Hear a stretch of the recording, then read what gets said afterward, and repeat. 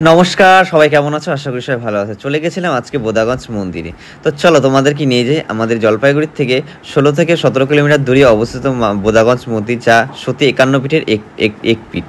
বোদাগঞ্জ ভামড়ী দেবী মন্দির, যা জলপাইগুড়ি জেলার বোদাগঞ্জ শালবাড়ির একটি প্রাচীন মন্দির, যেটি দেবী সতীর ৫১ পীঠের অন্যতম। এই মন্দিরটি তিস্তা নদীর তীরে অবস্থিত, তাই একে ত্রিশতা শক্তিপীঠও বলা হয়। দেবী ভামড়ী শক্তি ও শক্তির দেবী, দেবী আদ্যাশক্তির অন্যতম প্রকাশ হচ্ছে এই মায়ের মন্দির। আরও শোনা যায় যে দেবী চৌধুরানী এবং তার গুরু ভবানী পাঠক এই অঞ্চলে শাসন করত, এবং এই মন্দিরের সাথে সম্পর্কিত জড়িত এই মায়ের মন্দির। এবং মায়ের মন্দিরের পাশেই রয়েছে বড় এক জোড়া গাছ, যা অলৌকিকভাবে পরিচিত, এবং দেবীর পূজা হয় গা ছমছম করা পরিবেশ। বছরে এখানে মাঘী পূর্ণিমা দিয়ে বাৎসরিক পুজো হয়ে থাকে। হাজার হাজার ভক্ত এই মন্দিরে দেবীর আরাধনা করতে এবং তার কাছে আশীর্বাদ পেতে আসেন।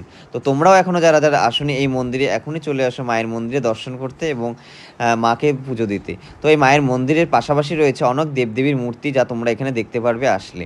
তো এখনও দেরি করছো, সবাই চলে আসো মায়ের মন্দিরে দর্শন করতে।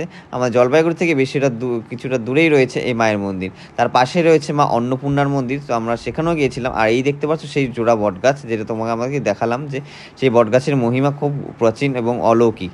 আর এখানে প্রতিদিন পুজো পাঠ হয় এবং আর সুন্দরভাবে ভোগ প্রসাদও বিতরণ করা হয়। তোমরা যারা যারা আসোনি এখনও চলে আসতে পারো এই মায়ের মন্দিরে।